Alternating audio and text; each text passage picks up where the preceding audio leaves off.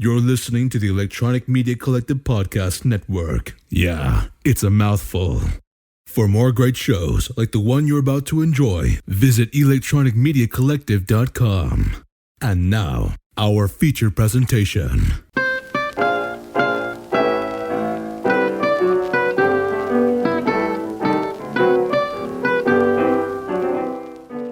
Hello and welcome to the Middle Age Movie Reviews Podcast, Halloween Horror Month, where the movie selection has been taken over by our resident horror aficionado, Joey. Yep, he has selected all the films this month that float his boat, tickle his pickle, and charms his leprechaun. I'm Matt, filling in the duties for Tim while he's sequestered in the safety of his bunker, and my podcasting partners are... Joey. And our regular local YouTube star from Dungeon Master Elite, it's... Rick. What's going on, everyone? Hey, Rick and Joey, before we dive into our episode, I think I hear a shuffling noise outside our farmhouse recording studio. Rick, can you see who that is? Sure thing.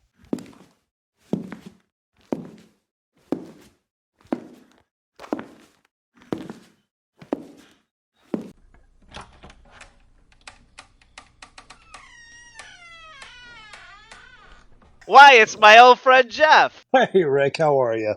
Good to see you. Okay, Joey, what is the movie you have picked out for us to watch on the old black and white rabbit ear TV tonight? We are reviewing Night of the Living Bread. No, that's not what we're reviewing. That's a shitty college short film included on one of the DVDs of Night of the Living Dead, 1968, from George Romero. All right, guys, since I'm steering this bus now, let's hear when was the first time you saw this film? I honestly don't remember the first time I seen it, but I do remember. But here's the thing. Let's start us off, and I don't fucking remember. I don't specifically remember, right? Okay. Like I've said on this podcast multiple times, there was a phase where I went through my early 20s where I just watched a ton of movies. I would go to the local movie theater and I would rent anything and everything that I could get my hands on. I don't specifically know when I watched this one, but I think it was one of the later ones before pretty much the movie theater kind of closed down.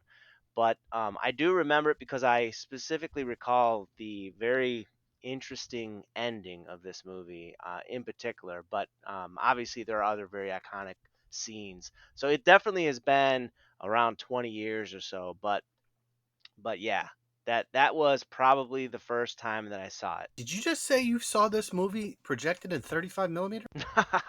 No, I rented this sucker, man. I rented this. Okay, I misunderstood. You started to talk about theater, and I'm like, holy shit! This is one of my favorite movies. I've never seen it in 35 millimeter. No. The rental, the movie rental. I'm sorry. Did I say theater? My bad.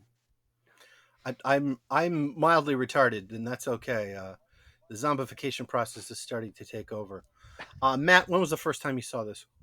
Well, oddly enough, the first time I seen this was actually on TV, and for people who like grew up in the Chicagoland area, there was this show called the Coes Zone, and it's actually the guy who does Svengoolie right now, and Rich Coes. Yes, and he would show like horror movies like as Rich Coes, not necessarily as Svengoolie, but later on, he went back to his Svengoolie mantra. But okay, so this was in between originally taking over Son of Svengoolie, and then they didn't have the rights, and then he was still doing the horror stuff at the same time he was doing Kozone. Yep. Yeah. Okay. Yeah, that's a weird. You're talking about a weird period. Yes. Where he yeah. Yeah. So, it's like go on. late 80s, early 90s.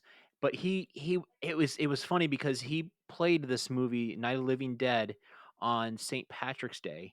But what they did is they projected it or broadcasted it through a green filter. So it was black, white, and green to make fun of St. Patrick's Day. That's an odd combination.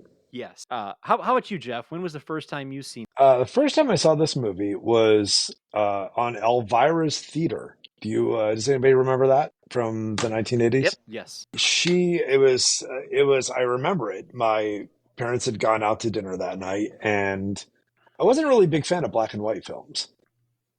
And it's a Night of the Living Dead. Oh, I love that film because I thought it was the other one, the color version, and I started watching it, and I was like, "This is actually really cool. I'm getting into this."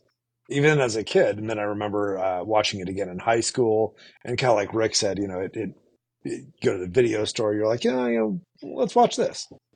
So the first time I watched it was, way back in the '80s on public television. Nice. What about you, Joey? This is your movie. When was the first time you seen this? There is a theme here if you haven't noticed it already.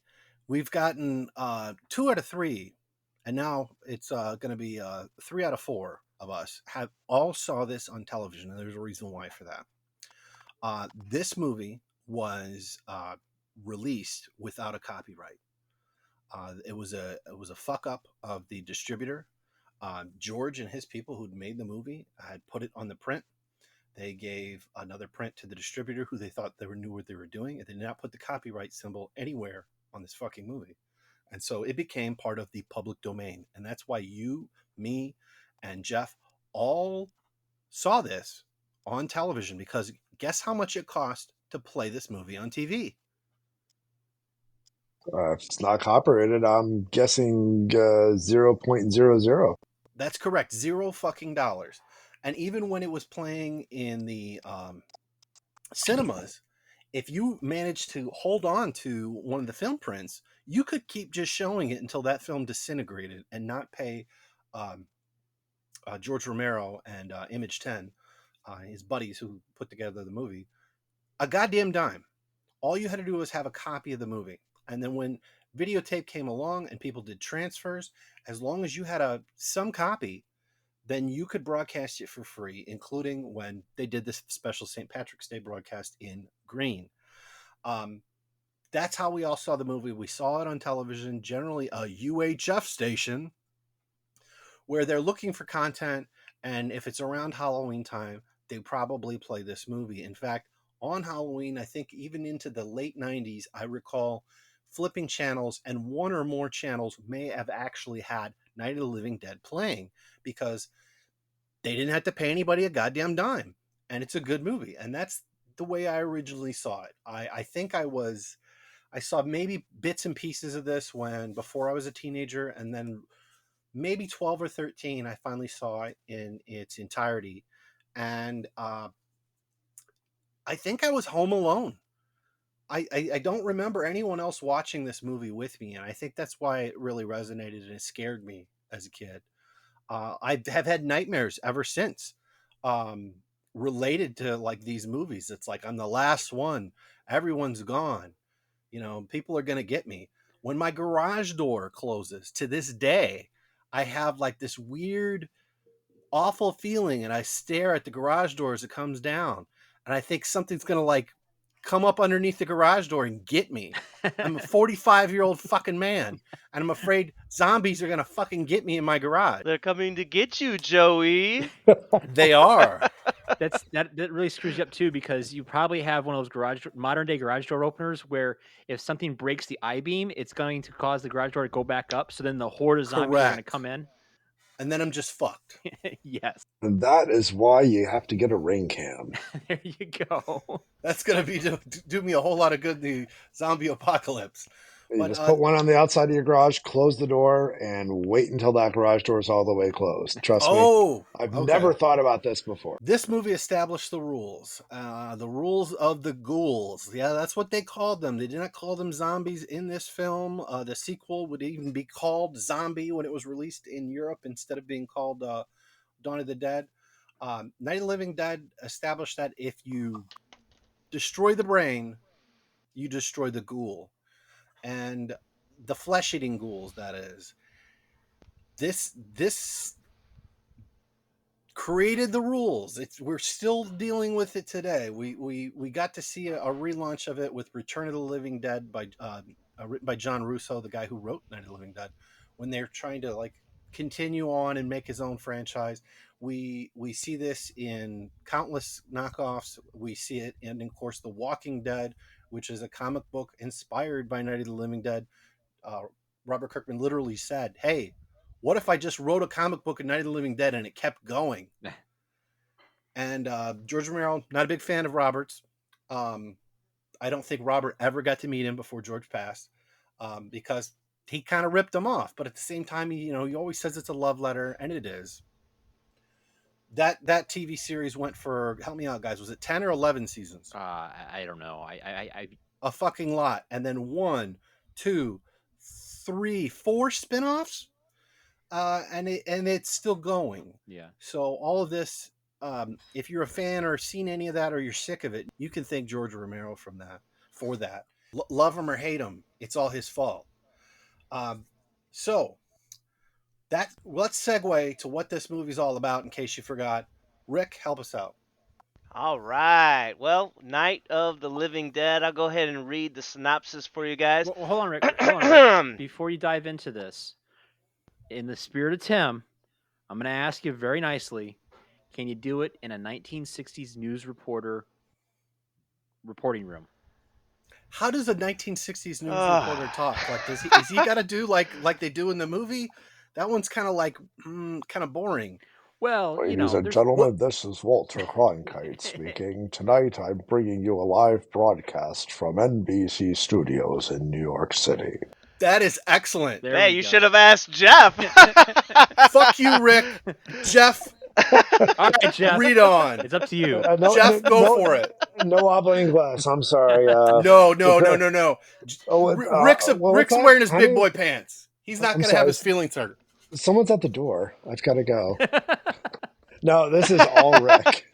I cannot. I couldn't keep doing that with a straight face for at least. Exactly. See, Rick knows me. He's like, no, there's no way he can keep this up. Well, what if you do it in a 1940s newsreel voice? Oh God, the humanity! I couldn't do that either. No, Rick, take it away. I want to hear it. All right, I'll do my best. Can't guarantee it's going to be better than what Geoff just produced for us, but here we go. Or here goes nothing. This just in, folks. When Barbara and Johnny visit the gravesite of their father, they're attacked by a strange-looking man, and Johnny is killed. Barbara managed to make her way to the abandoned farmhouse, where she seeks refuge from the ambulatory corpse and is confronted with the reality that the world has changed. When a gentleman by the name of Ben shows up to save her from a small attack of the walking dead, Barbara goes into shock, and now Ben must fortify the farmhouse and discovers people hiding out in the basement. Now, with a house full of people and the walking dead at their doorstep, what will these Pennsylvanians do on this Night of the Living Dead? Find out at 9 p.m. tonight, only on Channel 12 News. Go fuck yourself, San Diego. Wow. There you go. There you go, Joey. There you go, Joey. Now, Jeff, do you think you could have done better than that? And the answer is yes. I do not. No. No? That was 1960s news reporter right there. Okay. I was not. Look, I have a good authority. I was not around in the 1960s, so I know what I'm talking about. I was not there. No, it'd have been more. It'd have been more like this: when a colored gentleman by the name of Ben. Nothing to see here, people. Move along. All right, Joey. Well, since this is your month, your cup of tea, can you walk us through the Night of the Living Dead? Well, we've already established that the siblings, Barbara, and Jenny, drive to the cemetery. We got that long shot. You get to watch them drive all the fucking way up the winding road and right into the title. Once we get there, got a little issue with the radio. He thought the radio wasn't working, and then all of a sudden it is working, and he's like, well, that's weird.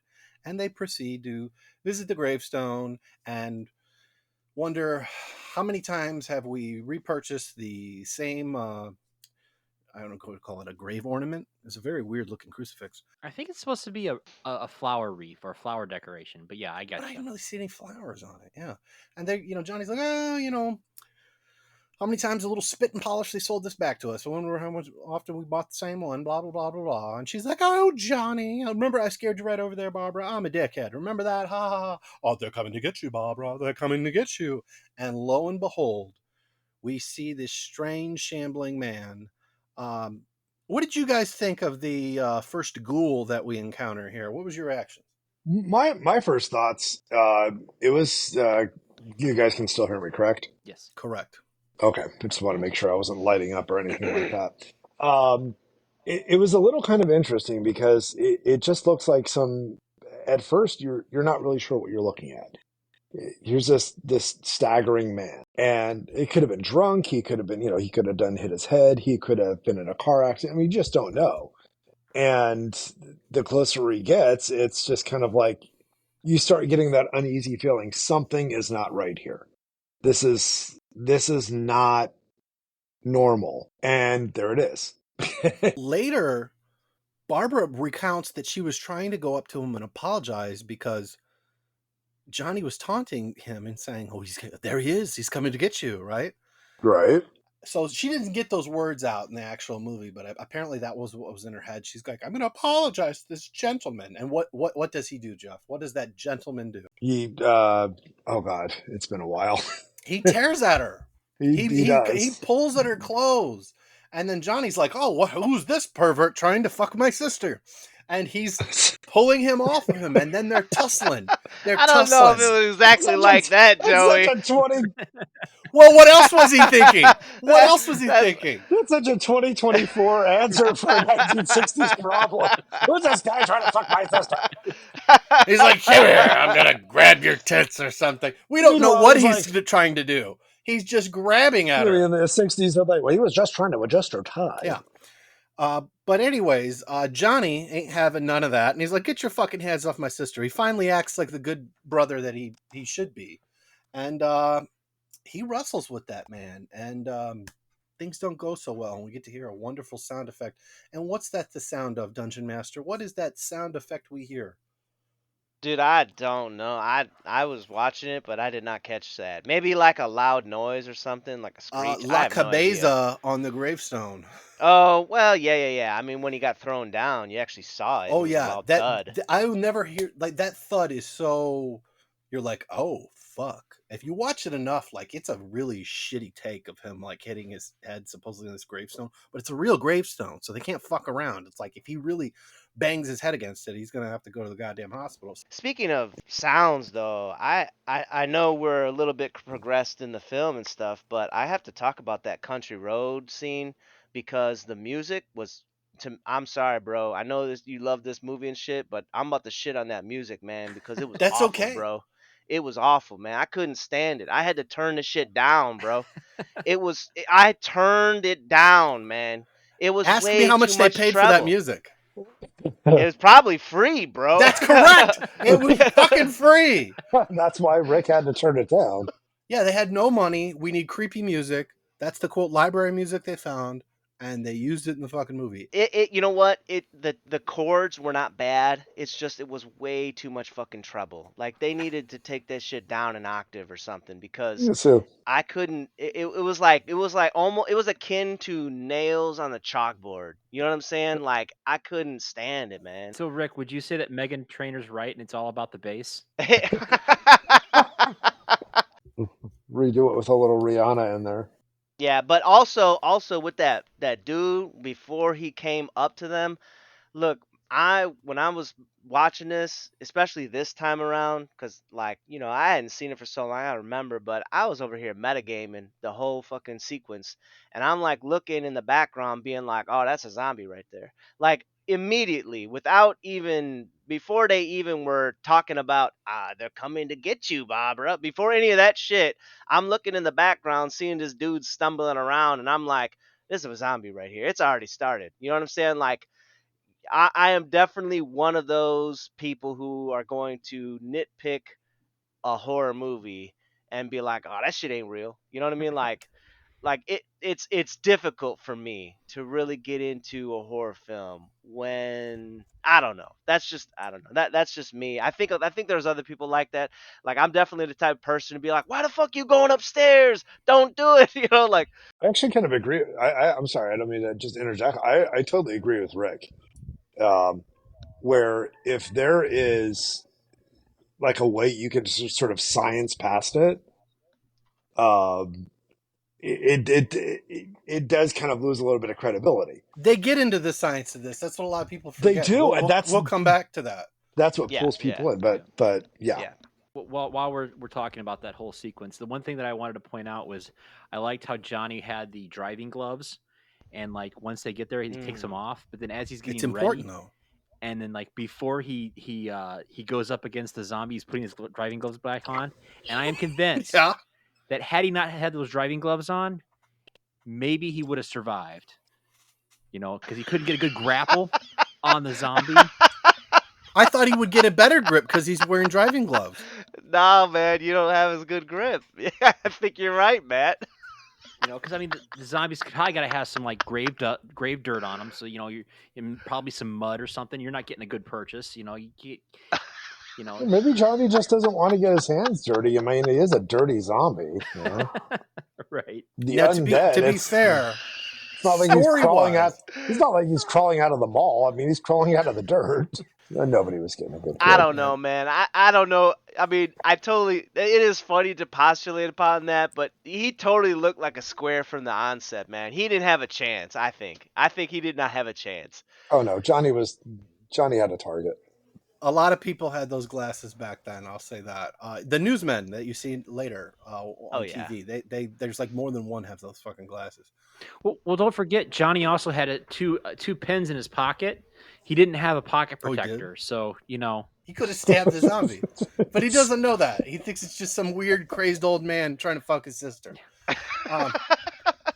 I gotta say that's an interesting take. I haven't heard it from that angle before. We don't know what Johnny thought because Johnny dies. He doesn't get he banged his head on that gravestone really good, and because it looked so bad, they added the sound effect to give you the good thud and indicate he's fucked. It is a good thud. And here's another factoid on like why he's probably dead. Right there. Did the zombie start eating him? Oh, good point. I didn't. No, he looks up and he goes at the live one. Yeah, he looks up with that like weird ass look on his face. Like, yeah, and we get the fake lightning. Oh look, man. Crackhead. They didn't have crack then, or meth. I don't know what he'd been fucked up on. He would have been huffing glue. Reefer madness. It was reefer madness. It's a real thing. Our reefer madness zombie has taken out driving gloves, which we will find out later in the movie. So Barbara's like, fuck this, I'm out of here. She doesn't have the keys. Johnny has the keys, as we'll find out later. Mm-hmm. And she pulls a parking brake on that guy, and luckily she's got gravity in her favor, but she can't steer with the shit, and she plows it into a tree. What did you notice about when the zombie was trying to get into the car, and that will come up several other times and in other zombie movies? What did the zombie do when he realized he could not break that fucking glass? He actually got smart and he picked up a tool. He picked up a brick and hit the glass. Yeah, he glanced at a fucking rock and he broke that shit. Right, he kind of grabbed that rock or the brick or whatever it was, and he went straight for it. And the question of it is, I thought zombies were supposed to be a little brainless there. This is a smart zombie. This is the movie establishing the rules. I know. Established rules. So right there, they understand how to use tools. Moving on. She runs her ass. Run. Right, I've squished the car against the tree, and she is at a farmhouse. What do you guys think about that beautiful farmhouse? I mean, for the time, I thought that it probably did actually look okay. I mean, nowadays houses look way nicer and stuff, but back then, I think it was probably an average farmhouse, man. Quite honestly, man. However, I do gotta say that place is a shithole. I mean, there is a scene in the movie where you see the ceiling and it's plastered up like it fucking fell in. And maybe it did. You have to look for it. It probably did. It was old. I do have to appreciate that she ran into the tree, because she did not Oh, she have leans the against the keys, tree. and that means that that she ran that Oh, car the into the car. tree, because the first thing I thought, I mean, when I saw her put it in neutral, I was like, "There's no power steering, girl. You're correct. That shit And she's ain't weak. gonna fucking go but straight." You know what I mean? Mm-hmm. So I appreciate that she ran into it. I was like, "Oh, okay, that's cool." Like Well, she didn't I have the thought that keys, so was there's no. very real. Exactly. She didn't have So the she ain't keys, gonna so be there's able. no clutch starting it. Right. Well, that you also have Right. to remember, Rick. So This is a 1960s Pontiac Le Mans. They didn't have power steering back then, so even if the car was Oh, you no know, running, you're shit. right. You're Oh, well, right. then never mind. it would take forever to turn that steering wheel. Well, don't forget, Yeah. Barbara also dropped her shoe and sat there and stared at it for a good long while, contemplating the loss of said shoe. Yeah. Yeah.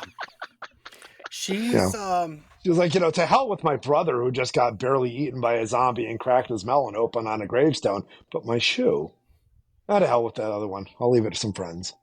I'd argue Continue. she's got her shit together more now than she does later.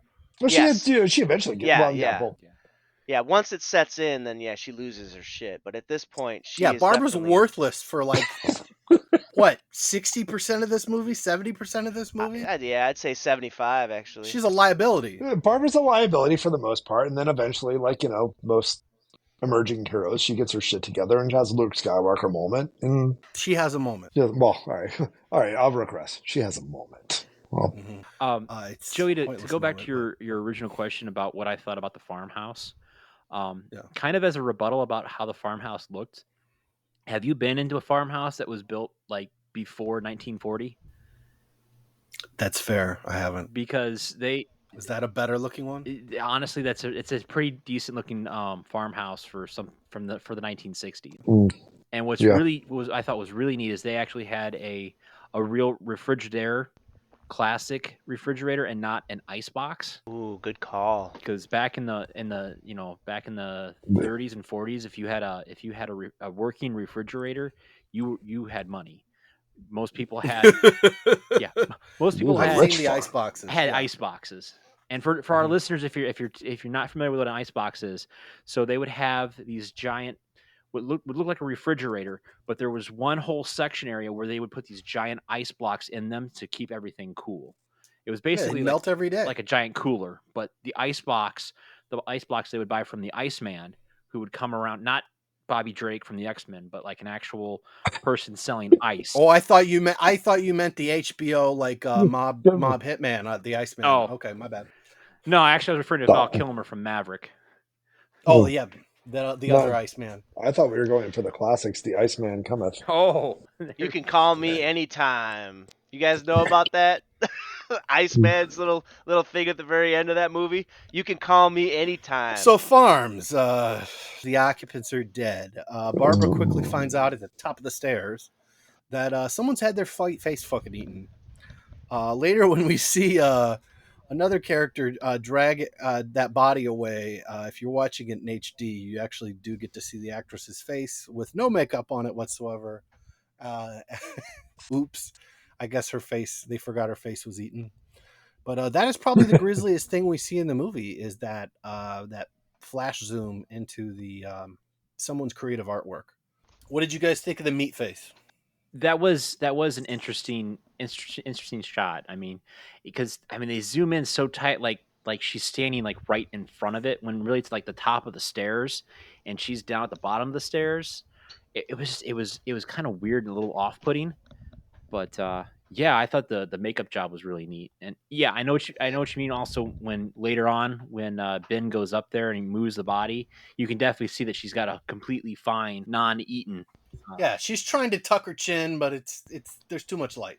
I as a kid, it scared the hell out of me because it, when you're first watching these things, and especially if you grow up watching things in Technicolor and everything else, the more color you add, the more clarity you add, the more detail you have to add to any of these props. So, for example, half-eaten face. Whereas in this movie, there's the mystery of the black and white. And there's lots of shadows at play here. So you see this half-eaten face that it's kind of like next level, what in the The fuck is that? And you're watching it on TV. You don't have a Right. pause button There's either. no And if you pause. did, it's going to look like shit on the VCR. Yeah, we had like 13 channels and like, half of them were snow. So, you see this half-eaten face right in front of Barbara who's crawling up the stairs. Now, does she crawl? She's kind of crawling. She kind of slowly inches her way up, like she's kind of like some sort of frightened animal. But yeah, you've got shadows in play. You've got black and white, so you can't see the grisly detail, and it kind of adds a lot of mystery to it. That's just my take. That's my 2 cents on And the what is Barbara's immediate reaction to seeing this? She screams. runs out the front fucking door. Yeah, well, there's that too. And that's how we meet Gentle Ben, who's not so gentle. Well, Why did they cast Dwayne? God, I'm ruining this poor man's name. Dwayne Jones, made famous only in this movie. Pretty much, he did one other thing you can find like on modern Blu-ray or DVD or what have you. But he's mostly known for this movie. Dwayne Jones. They literally name characters after him in The Walking Dead. Rick encounters Morgan, and Morgan's son is named Dwayne. huh. Later, if you really, really pay attention, one of the newsmen on TV's last name is Grimes. Rick Grimes, of course, is the lead character in The Walking Dead. But here we meet Ben, and they cast Dwayne Jones simply because he was going to have the most lines, and he was the best actor that they could find. I have to say that it's kind of interesting that leading up to the point that we're at, where she's outside and about to meet Ben, she inside the house running around finding things and whatever, she really doesn't say anything, and the whole mood is being carried by the score, Mm-hmm. which pretty much carries the load at this point in the movie. Which you hate. No. The score itself, like, is actually pretty good. Like, it definitely carries hard. What? Oh, absolutely. Okay. I do think, like, when they're in the farmhouse and stuff like that, there's that it's got like really creepy music and stuff like that.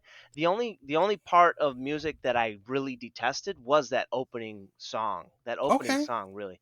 But all the rest of it really does carry. Without it, I think that this movie would have been I think people wouldn't have even gotten to this part in the film because it goes for so long with no dialogue at all. It's probably 10 minutes, 15 minutes. But it's fast paced. Things are happening. Not when she gets in the farmhouse. It's not a whole lot happening, man. She's looking around, but it is not, to me. It wasn't really super cool, man. She did grab that knife or whatever, but Never does anything with it. right. But because she doesn't really say anything, it's the music is giving you what she's feeling. Without which, I think that it would have been worse than just black and white. I agree with Rick on that one. The score really does carry it. And her running around the house, combined with the score, she picks up the knife, but doesn't really do anything with it. Tries the phone. She's just kind of looking around. I think it's kind of reality's hitting her. And the score is sort of emphasizing that, going, what the fuck did just happen to me? There's some inconsistency with that phone. It looks like there is a phone line going into the house, and the ghoul gets kind of wrapped up in it. And he's like, "What the fuck is this?" And he kind of accidentally tears it down. Is it a phone line or clothesline? I couldn't Yeah, tell the difference. I thought it was a phone line, and because they show it right before she tries the fucking phone, and then the phone doesn't work. But then they fuck it up in their own story because a character later says, "I tried the phone and all I got was a recording." But maybe he tried it earlier before the ghoul knocked the phone line down. I'm not sure. Maybe I'm in the same boat as Geoff because I thought that was a clothesline, the way the zombie was walking through it. But I couldn't tell. Yeah, I watched it in 4K and I still don't know what the fuck it was. yeah, I couldn't tell what it was. I mean, a clothesline, phone line, power line, could have been anything.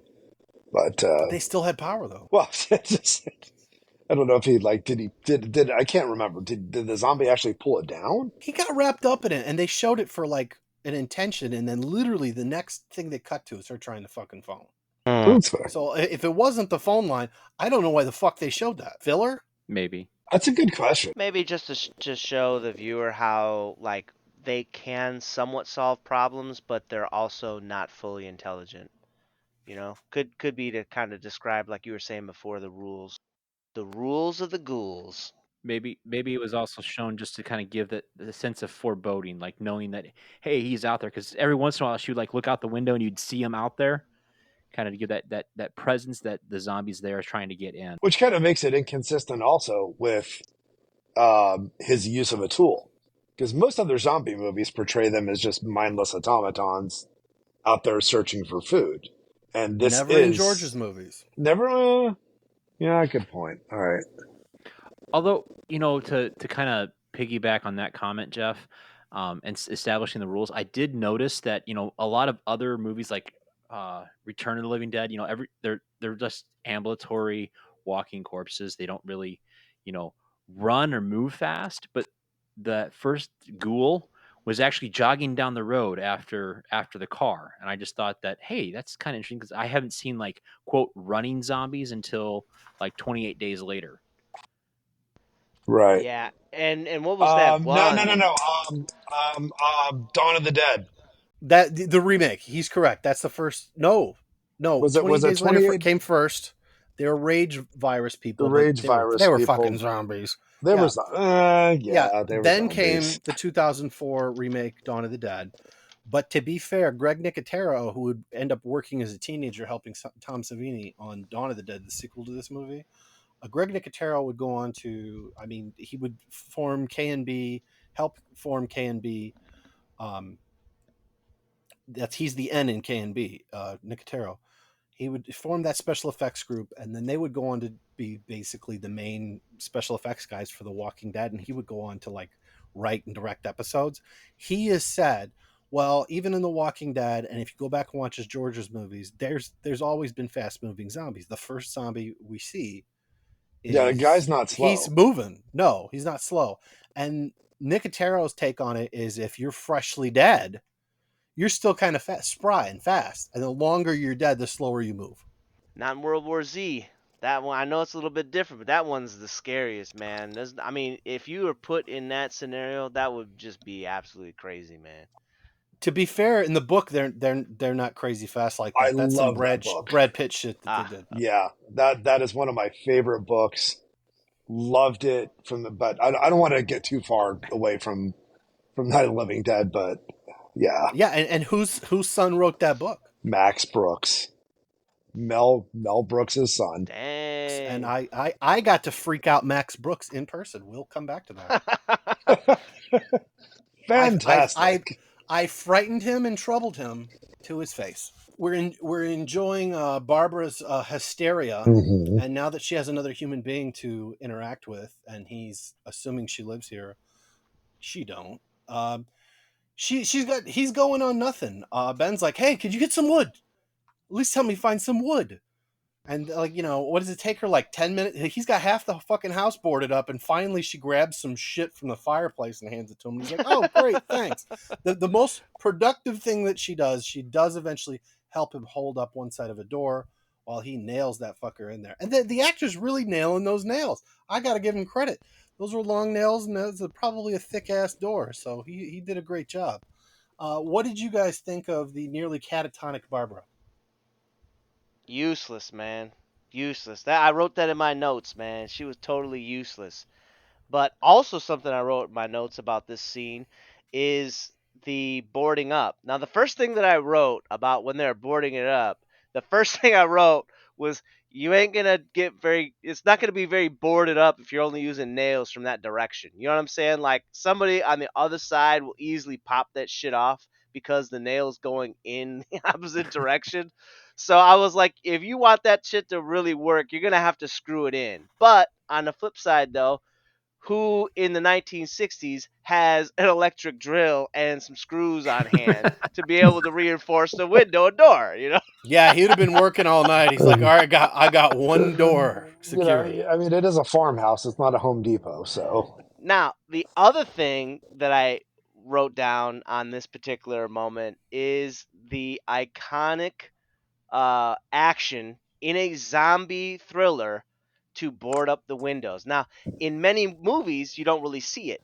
However, as a gamer, I got to bring it to you guys. this is one of the most iconic actions that you can do in all of the Call of Duty zombie games is board up the windows. And the sound is straight up taken straight from this movie, it seems, because the like you said, he was actually using hammer and nails Mhm. in order to do this. That's exactly the sound that you hear. They don't have screws or anything. That they're using hammer and nails, and they're boarding up the windows. You play as the character that is doing these things. And by the way, a little extra side note: George Romero plays as a boss in Call of Duty Zombies. Yes, Call of the Dead. That's right. Before he died, now it's morbid. Yeah, George got to play himself. and he was a boss, and I killed him a bunch of times. So He gets magical powers with like like a field light and yes, some lightning. yeah, yeah, yeah. It was cool, man. That was a really good map. But I mean, it is really interesting that this movie does have these rules that do apply to it. It transcends movie genres and it goes into game genres where you actually take a more active standpoint in the story as you are playing a character that is killing zombies. You know what I'm saying? So, and when I was a little bit younger, I played the crap out of these games. I so watching this, I was like, "Oh my god, man, this is where that came from," and it's a really big deal. The whole boarding up windows and doors and stuff. It is a really big deal in these games. So I gotta say that getting us back to Max Brooks, I got to see him in person, and he kind of plugged. He wasn't there to plug it. There to plug World War Z, his book. Um, he plugged the game based on the only game based on one of George's movies, um, Land of the Dead for the Xbox, the original Xbox. And he said it. He says this game's realistic because in this game, he's kind of half making fun of it. He goes, "You open up a drawer, and sometimes it's just fucking empty. There's nothing in there." He's like, "This is the most realistic zombie game ever." You're like, "What forks and not? This is dog shit." You gotta open up 12 drawers, and there's finally some bullets. Well, because I mean, most kitchens and houses just have random bullets laying around. Well, not to sound political, but if you're JD Vance's grandma, you've got like a gun in every room. And and in this movie, the slippers. There's some loose slippers, and they're in there for two reasons. One, he gives them to her because remember she lost her fucking shoes. Well, there's the shoe issue. yeah, And two, he notices there's a shoebox on top, and he assumes it's empty because the shoes were outside of the box. And what's inside the shoebox? Bullets. Bullets. That's Well, right. yeah, that's funny. To kind of go back to the whole boarding up sequence, there's actually something I know that you kind of glossed over, and that was the three zombies that attacked the farmhouse after Ben got there. Yeah, my bad. Ben fucked them up. Yeah, but what I thought was neat was after he like killed the third zombie by oddly enough jamming that tire iron right through the zombie's Brutal. head. Yeah. You could still see its eyes blinking. A lot. And I was like, he actually moves his eyes 3 different times in the same shot. yeah, I'm like, and that is the writer John Russo. that was crazy because I mean, again, it's establishing the fact that even though he's now brain dead, his neurons are still somehow firing. No, John Russo is very much a shitty writer and a terrible actor. Oh, gotcha. He fucked up, and there's no retakes. Okay. And then the other thing that I thought was interesting is like after he kills that zombie, he drags it outside and then sets it on fire. Now, I gotta say, I've never set a corpse on fire, but that thing lit up pretty damn quick. yeah. It's the 1960s. They didn't have. It was one of those recalled, pieces of clothing, like it's the same material that they, that caught fire in children's beds and things. Yeah, they only put asbestos in like cribs and mattresses and things like that. Everyone else later to prevent that. In the 1960s, it was common practice for everyone to just be soaked in gasoline. Correct.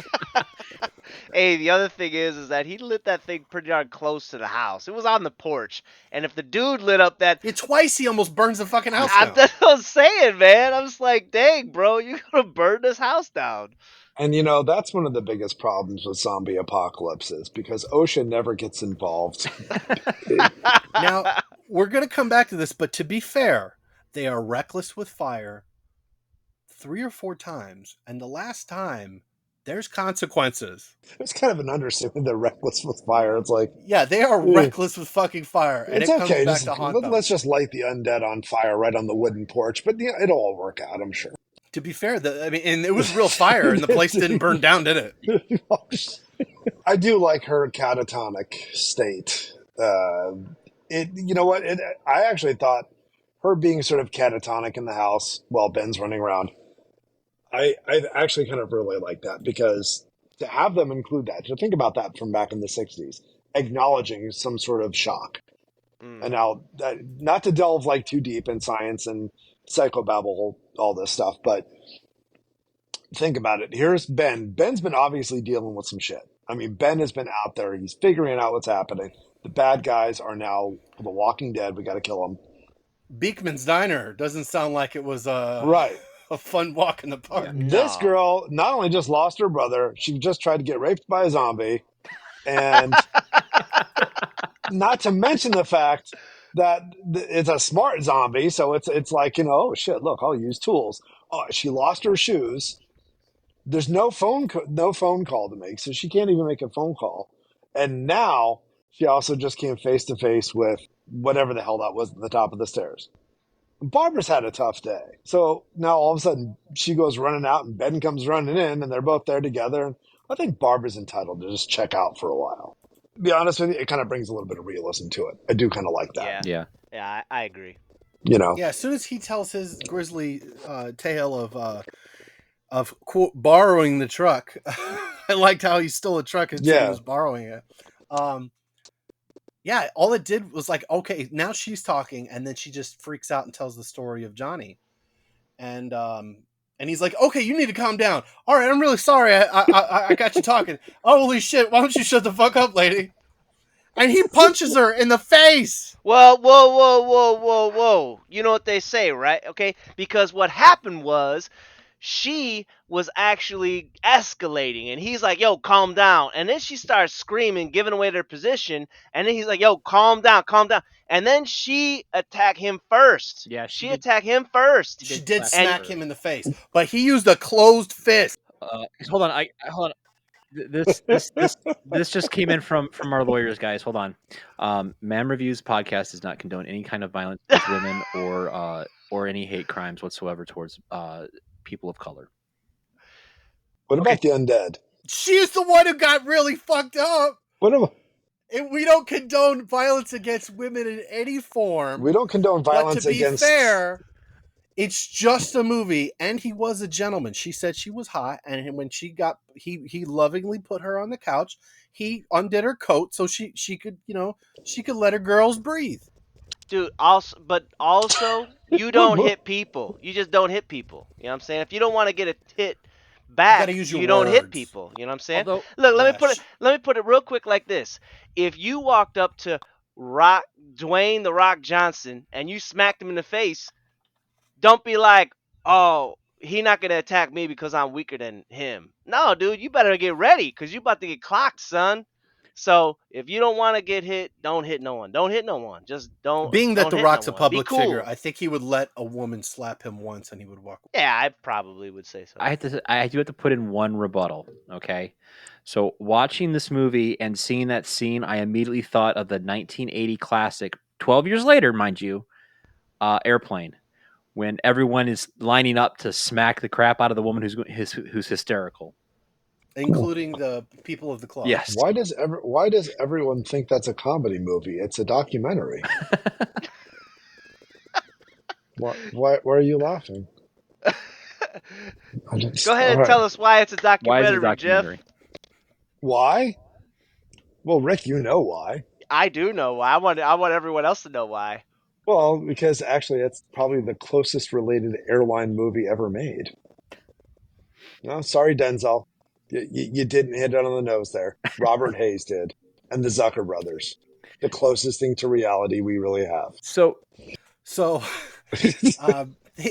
Barbara's gotten the some sense knocked into her, and Ben goes about securing the house, and that's That's about the time when Barbara wakes up to something very interesting and scary.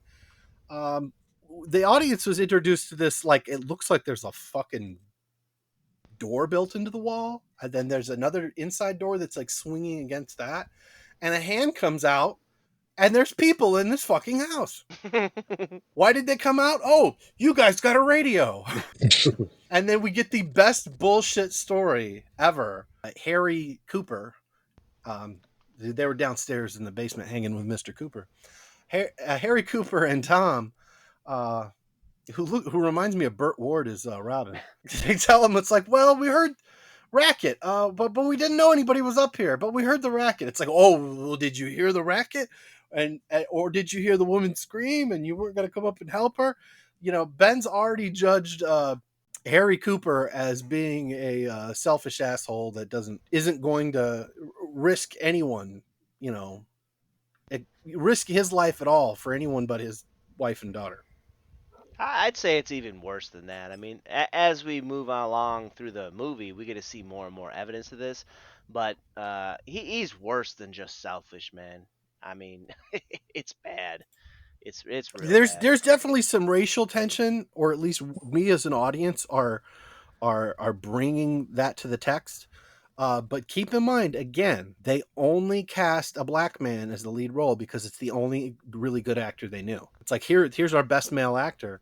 You're the lead. He was not a black character per se. I'm not gonna lie, man. There's only one part in the whole movie that I would say might possibly be construed as racist, and I think that would be a stretch. I think that this I have an explanation for that too. for That's our the ending. whole for the whole movie, I think that especially given the time, I think that it did extreme better than movies nowadays. I'd almost say, as far as to making it about the movie and not about some sort of other thing like race or religion or gender or any of that stuff. Like I feel like it's stuck to the movie. Well, Harry's wife, Helen, they both H names. She is kind of, I mean, she gets to have her monologues where she's like, "You just have to be right, don't you?" So there's a lot of tension between the husband and wife there, and you can tell like this is an argument that they've had before. You always have to be fucking right, and so that's how the character was written. Is like he has to be right, and as the actor who plays Mr. Cooper would say in many other interviews, he's like, you know, he was right. The basement, the cellar was the safest place. He's dead, by the way. I want to say that he was also a producer on the movie. Like, he wasn't originally going to act in it. They just needed, hey, we need another. Well, for a guy that they just needed, I think that he did a good job portraying an arrogant, self-centered, has to be right all the time, 60s era Asshole. Yeah. Yeah. Which brings up something, ties. What did you think of his tie and Johnny's tie at the beginning? What's up with the pattern ties? Did everyone wear a fucking tie back then?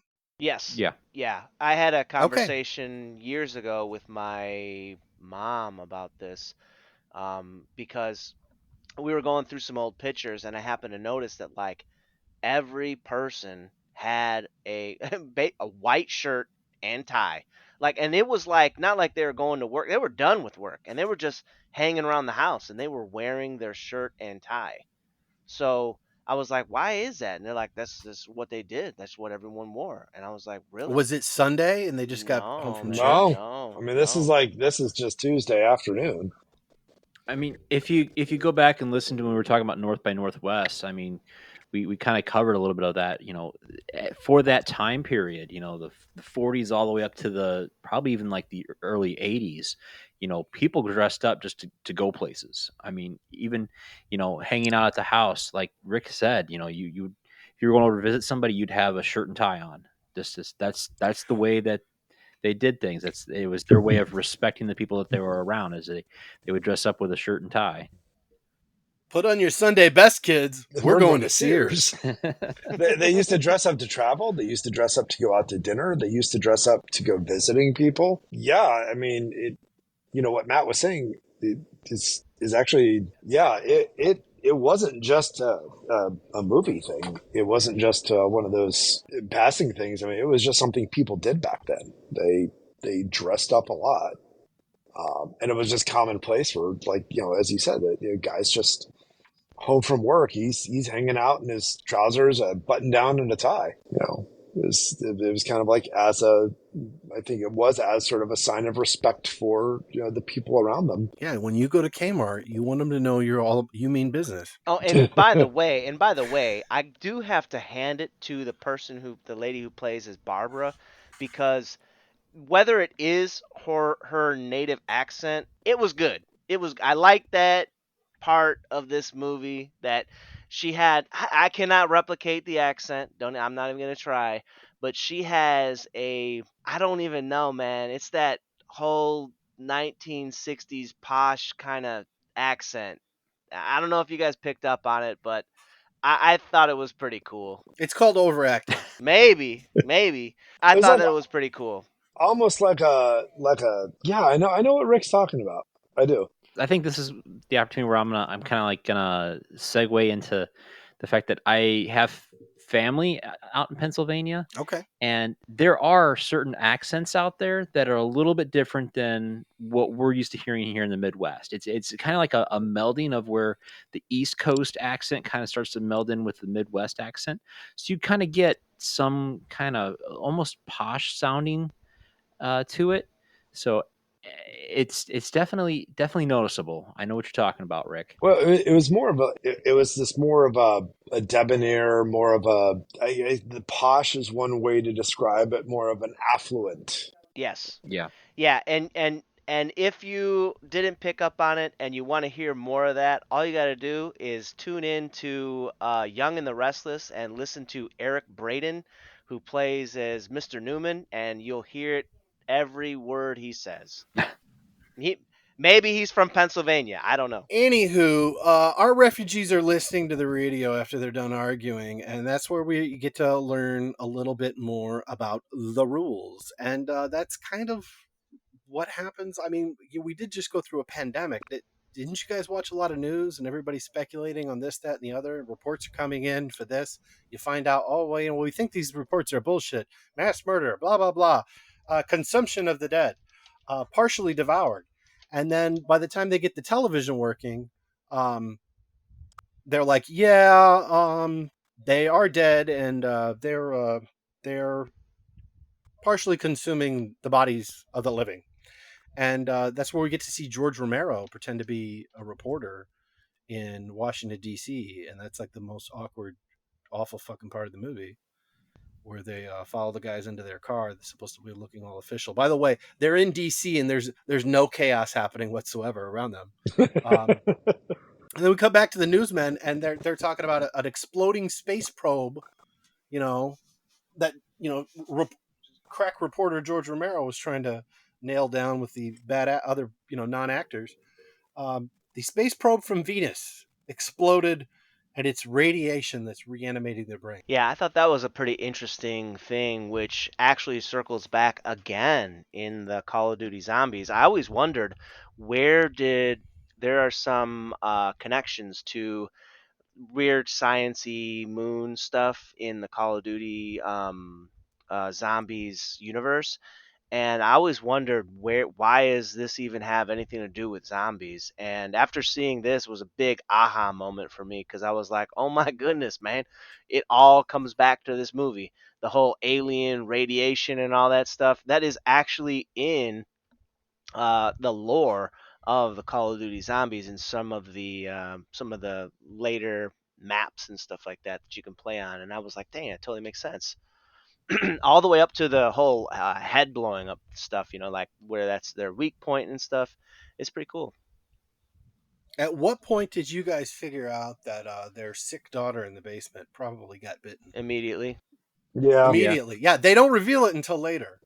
But yeah, she can't even walk. Yeah. She's just laying there. It's kind of, it was kind of, I think the reason they did that was to draw sympathy, to understand that these parents did not want to give up on their kid, but you as the audience member knew. You're like, no. Yeah, later when Ben finds out, he's like, we don't know what those kind of diseases those things carry. Like, he's right on it. I mean, aside from wanting to consume us for dinner, yeah, we should worry about if they carry the cold or something. But It's also moves the plot along because when they hear about the rescue centers, they're like, maybe they have supplies for our sick daughter. And that's finally when Mr. Cooper is agreeing with Ben on something, is that, hey, maybe we should get her to a rescue center. And so that's where they come up with the idea. It's like, we're going to refuel the truck at the fuel pump, which they told us like 7 times is fucking locked. Well, hold on, Joe. Before you get too far in there, I do want to make one comment about the rescue centers. So on the TV, they talk about the different rescue centers, and they come up in white printing across the screen. Those are actual places in Pennsylvania and around the area that they shot this. Because I mean, they shot it around One of them said Indiana, though. Indiana County in Pennsylvania. Oh, Yeah. okay. But they come up with Butler, Pennsylvania, and I was like, oh hey, again, I've got relatives out in the Pittsburgh area, and I've seen Butler. And I'm like, oh, we're all familiar with Butler right now. If you remember anything from the news. Oh God, yeah. So I'm like, wow, this Butler, Pennsylvania. Yeah, this is like right there. A certain somebody got a boo boo on their ear. So they are on their way to execute their amazing plan involving Molotov cocktails. They did find the ball jars, which I always like to see ball jars. Indiana, home of ball jars. And did they ever? They discovered the jars, but did they ever say like where they got the accelerant? Yeah, Tom mentions it. They said that, there's a can of kerosene down in the cellar. Is kerosene clear? it's more of like a straw color. It is a black and white movie though, but they did light them and throw them, and they broke when they maybe they really were kerosene filled jars, because you get to see the actor throw that shit. But then again, did they do a cut between him throwing it out the window and then a cut to it hitting the ground? Yeah. Okay, yes. so he was throwing water bombs out the window, and then separately they cut to the shot of an actual Molotov cocktail being thrown. Again, playing with fire. So I think we're at number 3 here. We did skip over.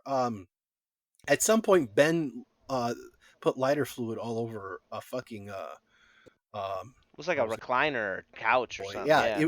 It was a nice chair you'd Mhm. sit in to watch TV, and he soaked that fucking thing, and I thought he was getting it on the carpet. Dude, Like, it looked like it. yeah, he probably did. They probably had to mop it up because like, oh, the whole house smells like fucking lighter fluid now. I'm surprised the house didn't burn on that one either. Exactly. They must have had like 3 or 4 fire extinguishers at all times, and probably had to use them. So we see more playing with fire. That goes swimmingly, and then we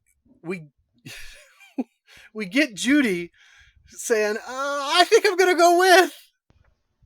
And then she gets out there and she's like, "Oh fuck, this is a mistake," and she just freezes. What did you guys think of that moment? And then Mr. Cooper's like, "Fuck you," and he closed the door. I think Mr. Cooper's reaction is probably the most genuine one. It's like, yeah, never mind. See ya. Yeah, and she's got a good 2 seconds. She just fucking stands there. And then there's at least 1 second where Tom and Ben are just staring at her like, "What the fuck are you doing? This train's leaving the tracks." There is one thing that I want to back to the train on the tracks for, is when they were making the Molotov cocktails. I thought it was kind of neat the detail that went into that, because as Tom and Judy are having their little conversations, their little heart to heart or whatever, and Tom is trying to convince her to stay in the house while he goes and does this. If you look at Tom's sleeve, you can see that they were peeling his shirt to make the wicks for the kerosene Molotov cocktails. I was like, oh hey, I don't think I ever noticed that until I watched it on the 4K stream that I had. I was like, wow, I never really noticed that his sleeve was torn. Yeah, that's a good catch, man. Yeah, I thought that they had a pretty decent plan. And, obviously, while they were planning, that's when Mr. Cooper, not only does he show signs that he not going to go through with the plan, but also that he's kind of an asshole because he's always rebuttaling these ideas that are going to get them to be able to be at a safer place, And he's like, oh, no, that's no good. And I think Ben kind of knew that Cooper was going to basically screw them. I mean, I think he was hoping that he wouldn't, but I kind of think he kind of knew. And the Yeah, I think he girlfriend, knew if it was man. going to go sideways, he was going to be fucked. But he couldn't foresee that a girlfriend. I think he figured that if they would have got the truck and got back, then they would have let him in because they got back with the truck. But that's not what happened because that girl decided that I don't know, man. I don't know. Before we get to Tom's untimely demise, what do you think about Tom's white pants? I think that he was a milkman. But they were going to go to the lake or something. They were on a date. Yeah. He's like got off of milkman duty, and he's like picks up Judy in her 60s flip flops or whatever the fuck she's wearing. Yeah, I love Tom's white pants. Anyways, so Tom and his poor white pants gets his fine ass jean jacket girlfriend in the pickup truck. They drive over to the gas pump. She was pretty fun. And lo and behold, it's still fucking locked. And he can't jimmy it off. I know what I'll do. I'll shoot the fucking lock off. And they're fine. In the 1990 remake, that goes down a little differently. But they do manage to shoot the fucking lock off. They weren't careful where the torch was. And did some gas pumps just start spewing gas as soon as you picked up the fucking nozzle? Well, I think he might have squeezed the trigger on it, honestly. Yeah. So he's just retarded. He sprayed it. He feels like he was going to fill up the car. You got zombie He was going to fill up ghouls. that car like he was a former porn star. He fills it up, he pulls it out, and he sprays it all over the back. Oh, wow. I mean- mean, talk about the 1960s money shot. Yeah, but it's gas. I mean, And how did they pull that off without burning the fucking truck for real? I don't think they did. But It was lighting on fire as it came out of the fucking nozzle. well, so okay, look, hold on a second, all right? Because you got to put yourself in a situation, right? This is like end of the world kind of stuff. There are zombies, people coming back alive, and they're chasing you. And there's like, it looked like there was probably at least 20, probably 40 of these things. It's nighttime. You can't see very good. Obviously, you can see better because the camera, it has to pick up light to be able to see stuff. So you can see better on the camera than what you probably could see in real life. All right. They did have torchlight. Hence, They did, they but that doesn't made fire bad. But wait. If you have ever used torchlight or a lantern, you know that you can see the surrounding area, and what happens is your eyes will dilate appropriate to the light given off by the light source. But then outside the radius of that light source, you can't see shit. All right? So I think that The headlights don't get me were wrong, knocked out by the zombies. Eh, There was no headlights on the truck anymore. but there That's was true. the torchlight, So I think, to be fair, I think that we can give him at least a little bit of leeway because, I mean, if we were able to give Barbara some leeway, we definitely got to be able to give this dude some leeway. You know what I mean? You're correct. The person we cannot give leeway to is Judy, No, absolutely not. who, as they drive away in the truck, and he's like, "Fuck, we have to get out because the whole truck's engulfed." She goes, "My coat, it's stuck," and those are the last words she says, and Tom. And finally, But hold on. the ghouls get a cooked meal. Before we get to that, though, I don't know if Matt gave us his full opinion because I think he had a different opinion in mind. I want to hear it. Okay, so I have in my notes that Tom is an He idiot. is. I'll give him the benefit of the doubt that he was probably nervous. There's stuff going on. He's got to get this truck filled up as fast as the Daytona 500. But And by the way, just throwing it out there, those milkman pants, they're not owned by him. That's the company's milkman's pants. that is true. That is true. And he's financially responsible for these white pants. And I'm pretty sure they're not white anymore. They're probably brown streaked. And that's He why shit himself in and, his last moments. and see, here we are picking on the man, but he's having a hard day. All right, continue, man. So he thinks he's got to fill this truck up pretty quick, faster than the Daytona 500. But you got to realize that you need two hands to take that gas cap off in order to get that nozzle in. So he obviously was not thinking ahead of time, and I think he did a bonehead maneuver and he sprayed gas all over the place, and then it caught fire. It is nice to see that zombies still like slow cooked or flambéed meat. They ate Tom's pulled pork. Bro. How long did it take you to think of that one? It was immediate. And honestly, I think one of the scenes you see a zombie go into town on what looks like a femur, but I think it was a country style rib.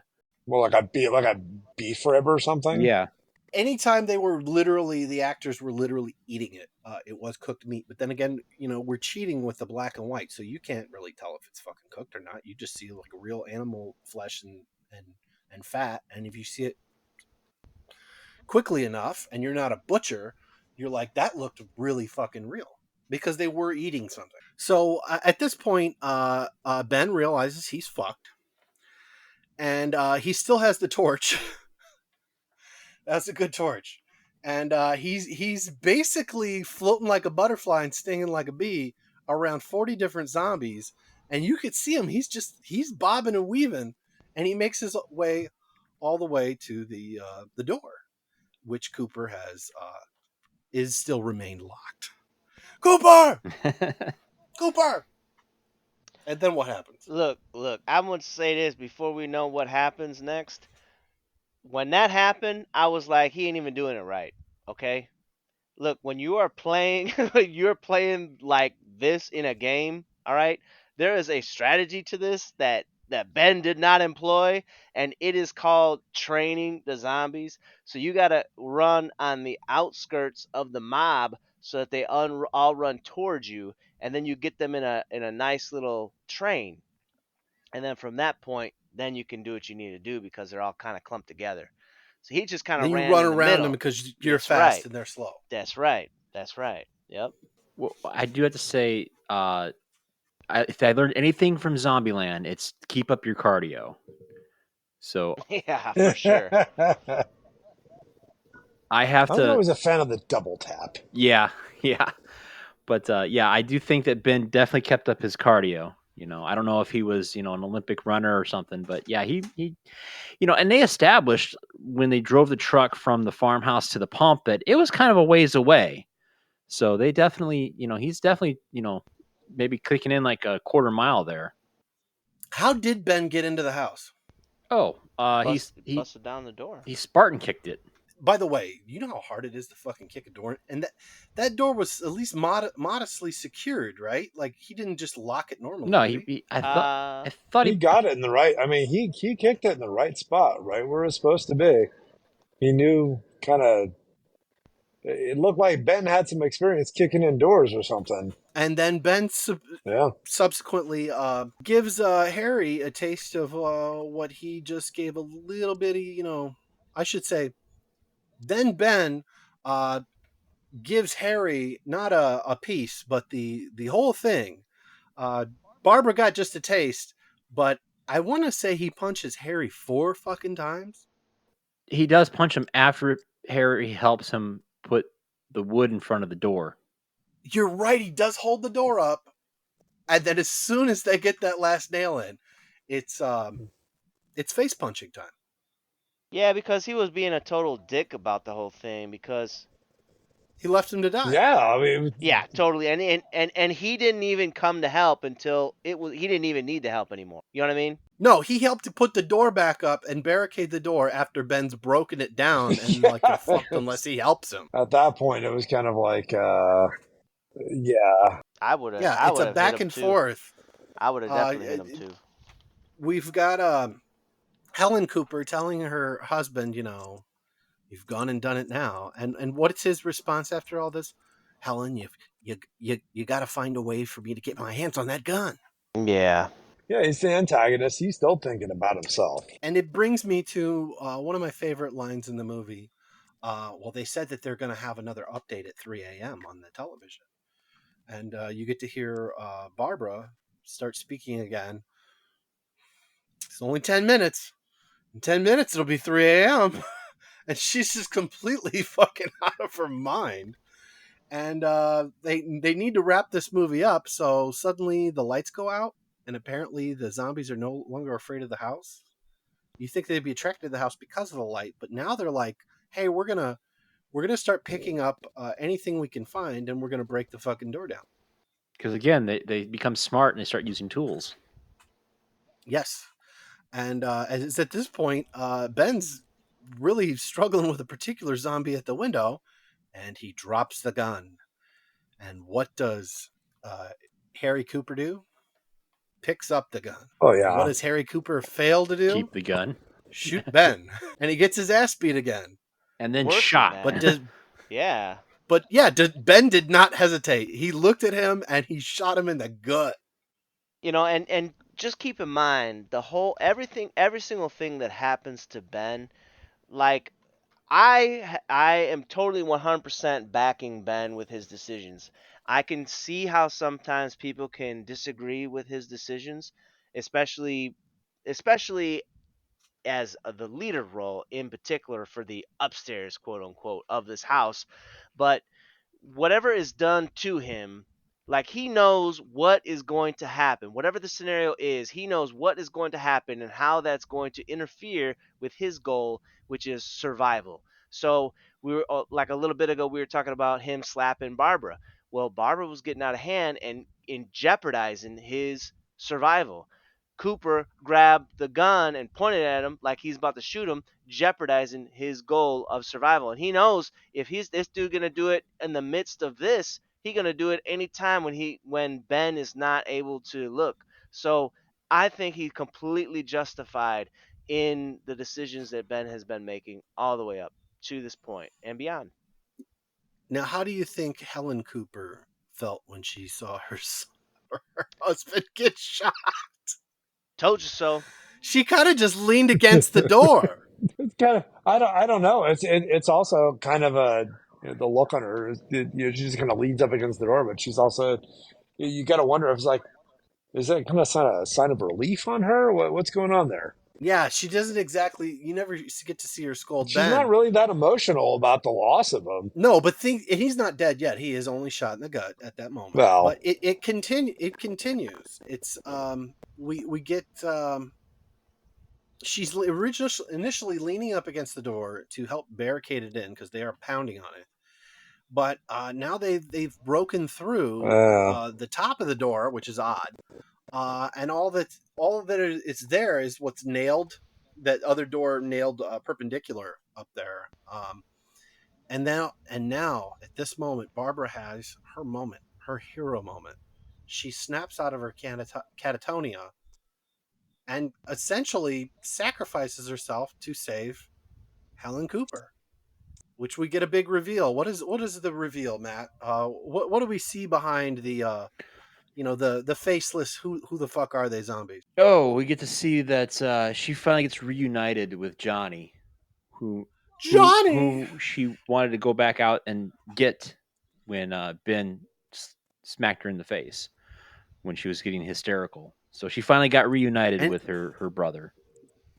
And he's unrecognizable except for those fucking driving gloves. Otherwise, you wouldn't even know that ghoul was him.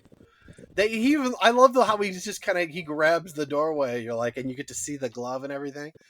And then she's like, "Oh no, Johnny!" and he drags her out into the crowd of zombies, supposedly where they feast upon her. So at this point, Barbara's rescued Helen, who goes downstairs to discover that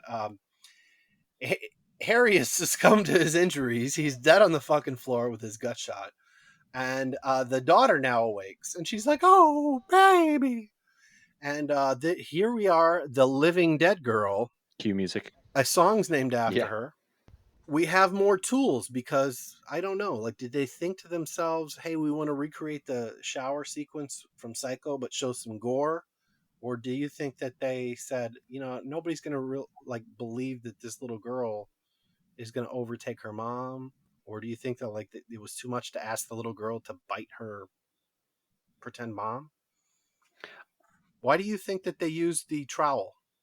I think just to reinforce the fact that zombies can use tools. Yeah. Don't know. But it's one of my favorite moments, and you get to hear that echo of her scream. And The echo. don't we also Yeah, they did some reverb, like some wacky shit. don't we also get to hear another sound of a watermelon slapping against a concrete slab? So Ben finally gets the bright idea now that they've overtaken the house. He proves Mr. Cooper right. And he goes and hides in the fucking basement or the cellar. He's smart too, and he brings the gun with him. He does, yes. Well, what? wait a second. Because while they were a few scenes before this, when they were arguing about whether or not they should be upstairs or if they should be in the cellar, Ben, I can't remember if it was Ben, but it could have been the dude in the white pants.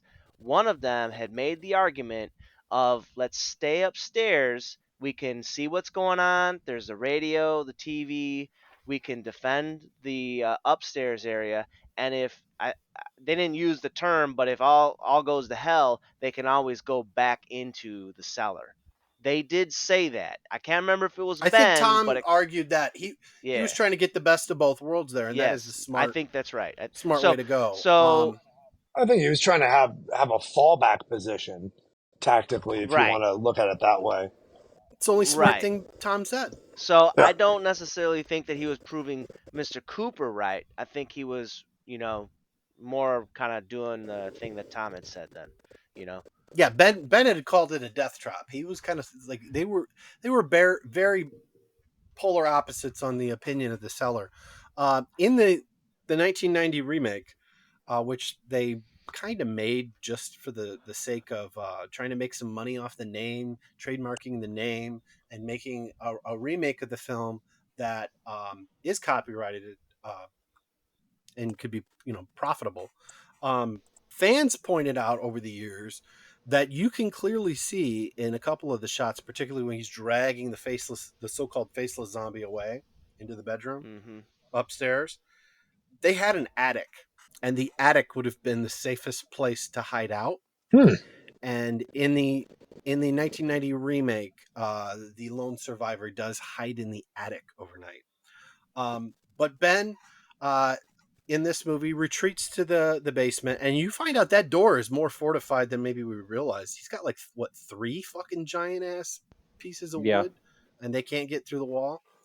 But he's got some company down there. He has a dispatch of 3 more ghouls. First off, poor. What was their daughter's name? Don't matter. Oh shit! It don't matter. I'm guessing. They're sweet, innocent. Guessing Don't it started matter. with an Her H. name was Ghoulie McGhoulie. Ghoul. I'm just shot in the dark there. Gulia. Ghoulia, yeah. Hey. Yeah. I'll look it up, man. Karen. No, You can't make that up. It's no, Karen. it wasn't. It's your young daughter, Karen Karen. Cooper. God. Okay, So, yeah. Yes, we solved it. It's not Goodfellas. That she was the original Karen, and after dispatching Karen, we now have to deal with Mr. Cooper, who, if he had, how quickly did Karen gnaw off his fucking arm? No. It wasn't Karen. It was Sarah. Her daughter Sarah. Oh wait, no. I me think you're see. right. You're right. Yeah, see, I'm looking at the cast list right You're now. right. It You're says right. You're right. Karen Cooper. Karen You're right. Cooper. Yeah, it was, you're by right. the way, that was her real dad, who she was pretending to gnaw the arm off of. Wow. Really? Yeah, that was Talk about dad lending. Hartman's daughter in real Talk life. about dad lending a hand to the daughter in the movie. Wow. She still makes I appearances. did that. She's alive. I did that. And the golf clap award tonight goes to Geoff. Thank you. I'm until Tuesday. Tip your wait staff. So Ben gets the pleasure of killing Harry Cooper twice, and then lo and behold, Mrs. Cooper, Helen, reanimates, and she's dispatched with an off-camera shot, but he's ready to take her out, and then he just waits until morning, and we get to see more of these people that we met on the news. The guy with the coolest hat in the world with 3 cigars and what is the band around your hat called? Cigar band? The band, the hat band. Sure. The hat. He's got 3 cigars in his hat band. I love that guy. Oh yeah, they're dead. They're all messed up. That and the news crew. They're not on TV anymore. Now they're literally the TV crew and the sheriff and his posse have come to your house. But they look impeccable when they do.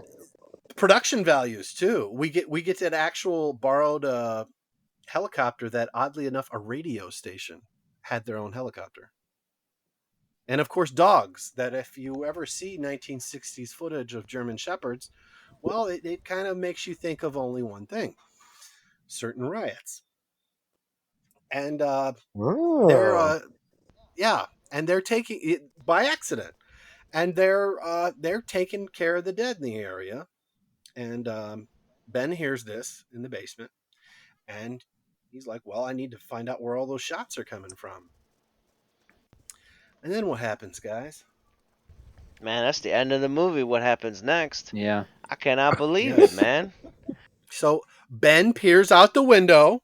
And then the one dude looks at the chief looks at the other dude, and he says something like, "Oh, there's one." The guy said, "I heard something in the house over there," and they both look and they see someone moving in the window.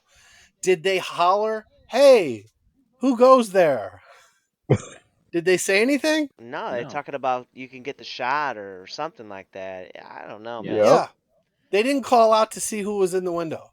No, they just assumed it was a zombie. They just shot him right between the fucking eyes. Oh, they're coming up on it wasn't a zombie. It was Ben. Well, I know, but they assumed it was a zombie. They're coming up on the burnt truck. Why did they assume that? Well, because it was the 1960s. Well, but also if you remember that one movie with was it something Hopper from Outbreak? Remember when they quarantined that whole town because it had that disease? It's the same kind of thing.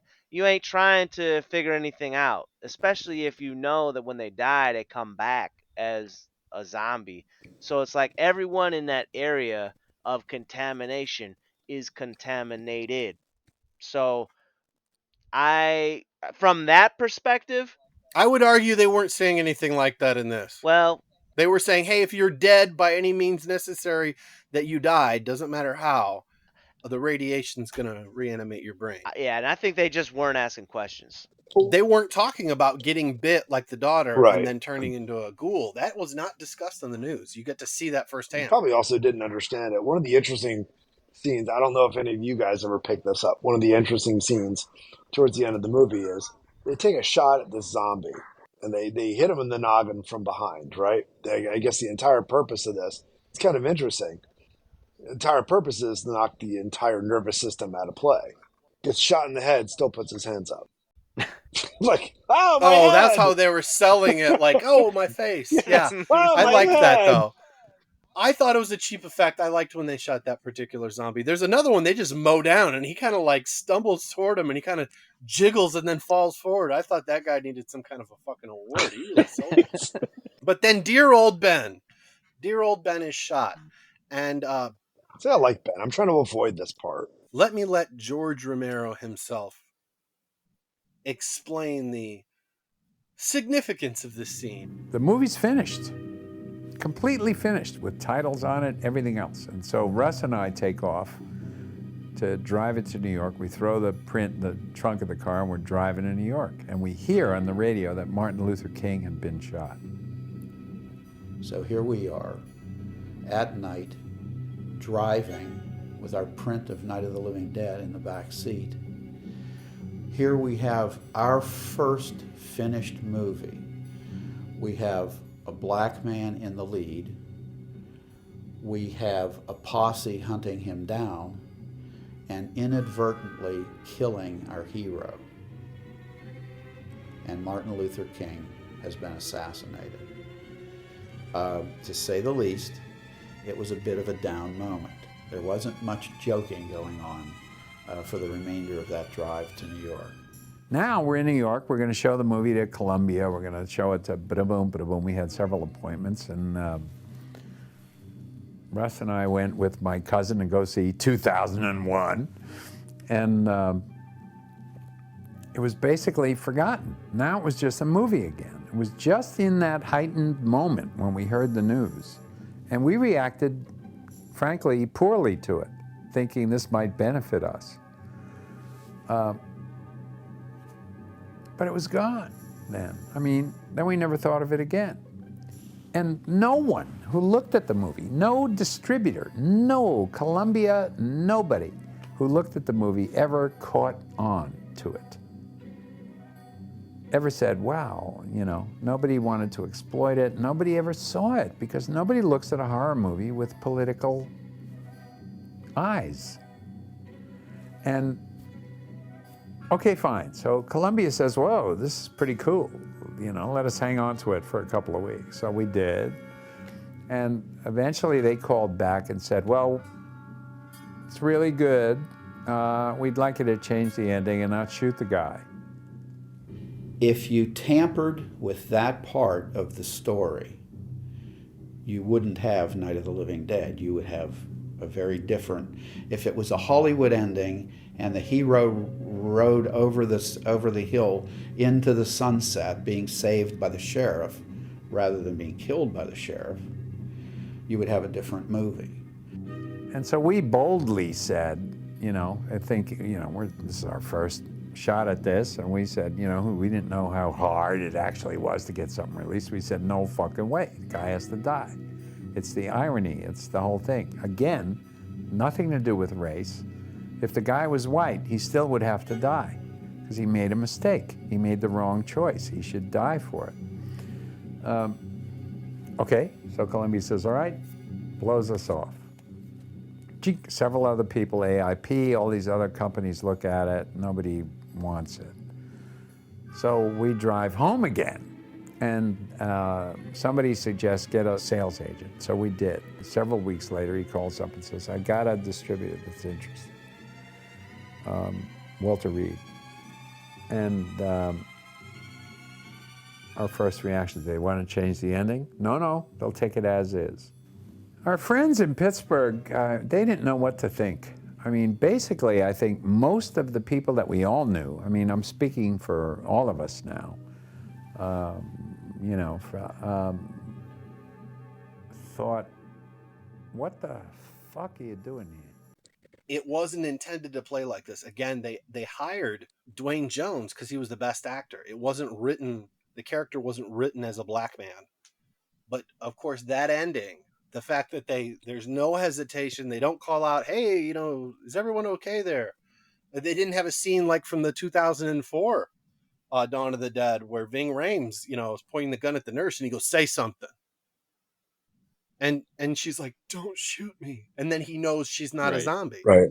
They just open fire. Well, and Ben, our hero, our lone survivor, our no survivor, is dead. And we see him and others in a series of still images just get picked up by meat hooks and burned. And the movie's fucking over. All right, another one for the fire. Pretty much. You know, the whole him getting shot, you know, there was a social commentary that people picked up in the film because, you know, and Joe kind kind of mentioned a little bit about it, but the whole posse, that whole scenario of them walking up on the farmhouse and everything. If you think about it, they're in that situation where they're basically vigilantes, and they're all a bunch of just good old boys that are out there just cleaning house. We're just gonna shoot first, ask questions later kind of scenario, and Hmm. It could be mistaken yeah, for a lynch and mob. I gotta say that definitely makes it makes the movie ending so much darker, knowing that these are just regular guys just trying to be heroes. And they It's turn into Yes. villains. it's true. I mean, it's yeah. I mean, it How kind many of. other innocent people did they shoot, especially in the dark? I guess. Because they went all night. Yeah. Well, I guess that's probably what you're supposed to be thinking about. Going if they're just that trigger happy, if they're just kind of mob mentality, roving around, being a bunch of good old boys, shooting whatever just pops around, gophers, If there's any zombies. black fellers, just go ahead and add them to the pile. Yeah, that's. I didn't see that, man. Like I said it Yeah, before, I don't think it really was about that, man. I didn't even read into it like that. Like, don't get me I wrong. didn't. Well, I you're mean, actually correct because it was a coincidence. It just culturally, these historical events happened right before the movie was released, right after they were literally the night they were done editing it, Right. and it all became at the moment in history when the movie came out. That's what people think of when they see police dogs in black and white. They think of the newsreel footage.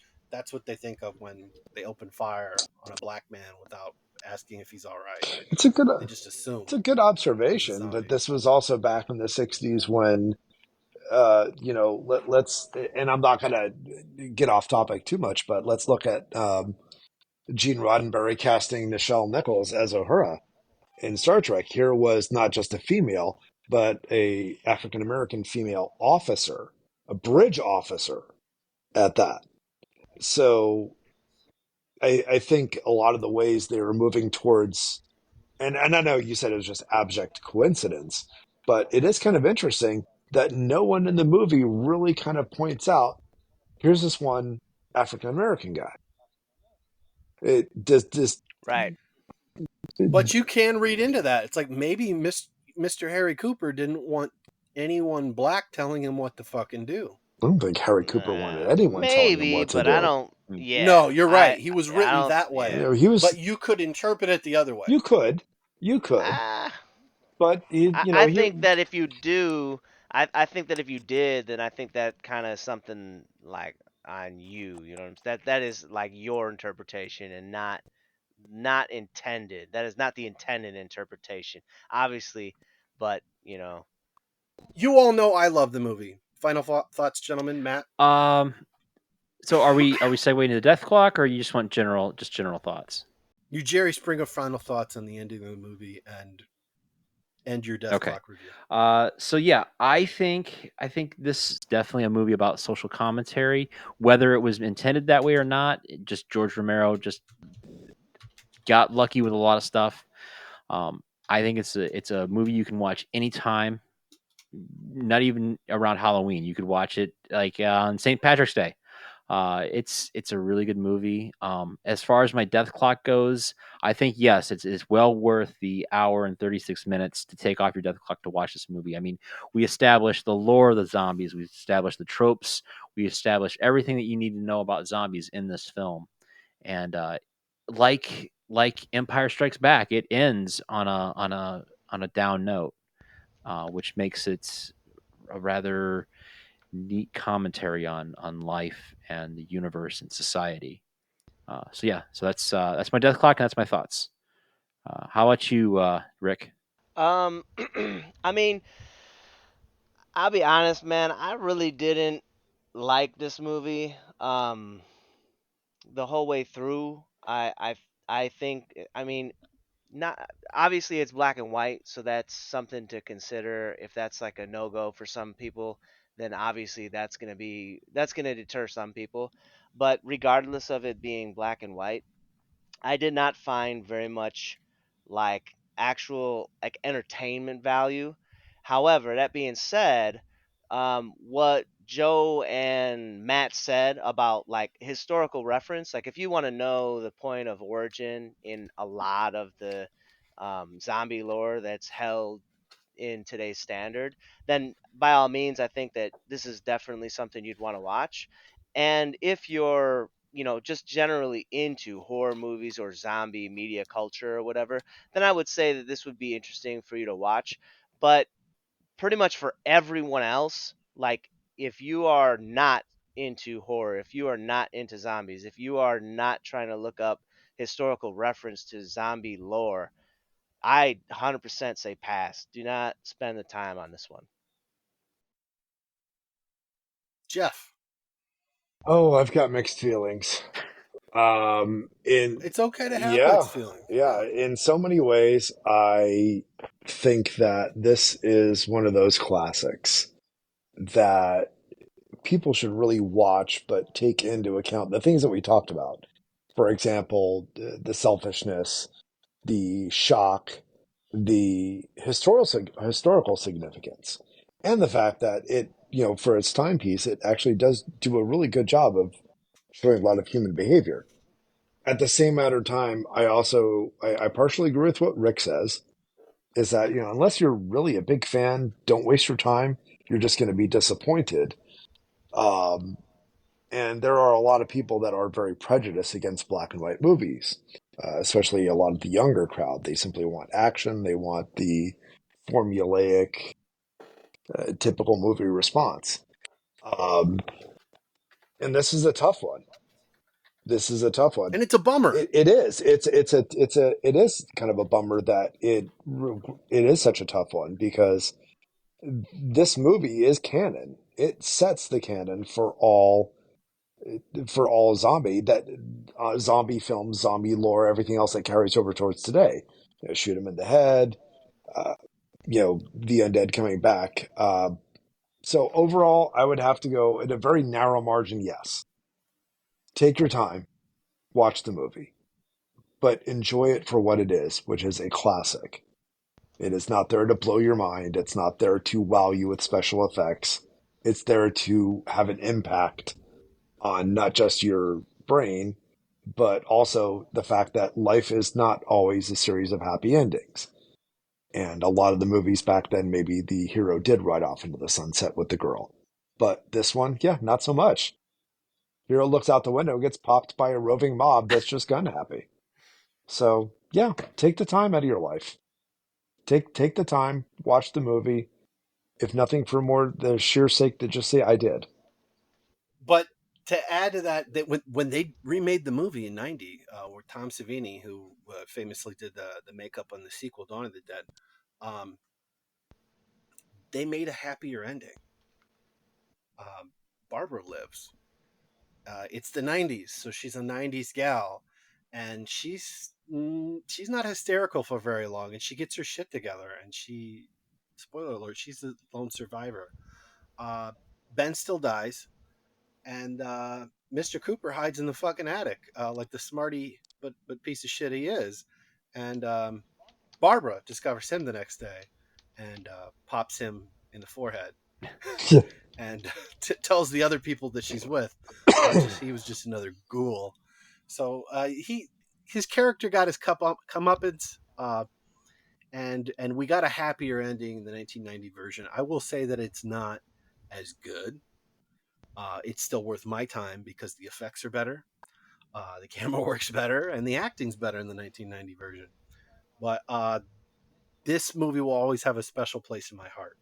Um, it's always gonna scare me on some level. I mean, there's better made films, but they also had a better budget and more experience. These guys came from doing commercials. They'd never done a feature before, and still to this day, I can't help but notice there's a horrible fucking jump cut of Mr. Cooper and his wife arguing in the basement, where they didn't have any coverage to cut to, like a wide shot or close up or anything, and so they just do a jump cut to like the next couple of words, and it's fucking bad. So it's a flawed film for sure. I All right. Well, Geoff, I know you're a regular guy. You don't have any socials out there, but it really has been fun having you with us. I hope Joey hasn't scared you off too much. I hope you can come back and join us for more Not episodes. at all. Not at all. Pleasure's all on this side of the table. Thank you guys very much for having me. Great. Rick, where else can our listeners hear you? All right. So, of course, as you guys mentioned earlier on, I have a YouTube channel. It is Dungeon Master Elite No Spaces. And on it, like I said earlier, I do games. I have my channel. I feature informationals and live streams on Souls likes. So that's Dark Souls, Elden Ring, Bloodborne. I'm going to be doing some stuff on Salt and Sanctuary soon enough.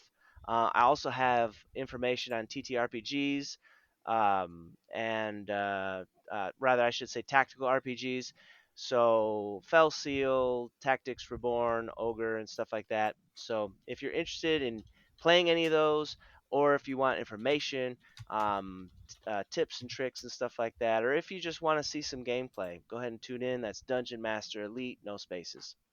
All right. Well, thanks for listening to the Middle Age Movie Reviews podcast. We hope you've enjoyed our review, and we hope you check out Night of the Living Dead as well. Subscribe to our show on Spotify, Apple Podcasts, Podchaser, and YouTube. Leave us a like or review on said channels. Check out more of our stuff on Facebook and Instagram at MAM Reviews, that's MAM Reviews, as well as episode posts and news on X, formerly known as Twitter. Also, if you want to continue the movie conversation, check out our new group on Facebook, Middle Age Movie Reviews Group. Don't forget, we are also a part of the Electronic Media Collective Podcast Network. All right, you guys. Thanks for joining. Stay cool, and bye, everyone. Rest in peace, George.